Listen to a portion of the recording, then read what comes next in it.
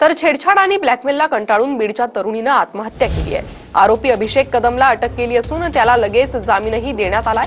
कालच्या दिवशीच या तरुणीचं लग्न देखील होतं, मात्र त्याआधीच तरुणीनं मामाच्या घरात गळफास लावून जीवन संपवलं।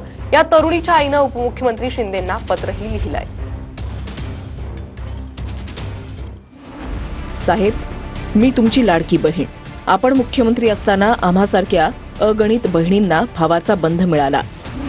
आपण उपमुख्यमंत्री आहात, मात्र माझ्यासाठी तुम्हीच लाडक्या बहिणीचे मुख्यमंत्री आहात। माझी मुलगी साक्षी, तिला हवाई सुंदरी व्हायचं होतं, मात्र एका क्षणात ती नाहीशी झाली। काही मुलांनी तिची छेड काढली आणि साहेब, तुमच्या लाडक्या बहिणीच्या मुलीनं गळफास घेऊन जीवन संपवलं। तुमची भाची साक्षी या जगात परत येणार नाही, मात्र त्या क्रूर नराधमांना देखील तेवढीच शिक्षा होणं अपेक्षित आहे। या संदर्भात धाराशिव सिटी पोलीस ठाण्यामध्ये गुन्हा नोंद आहे। तुम्हीच आम्हाला न्याय देऊ शकता यावर ठाम विश्वास आहे।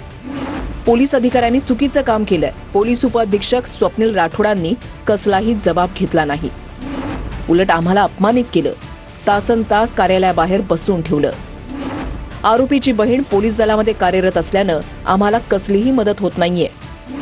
मुलीची छेडछाड करणाऱ्या मुलाच्या मोबाईलमधील चॅटिंग पोलिसांनी अद्याप उघड केलं नाहीये।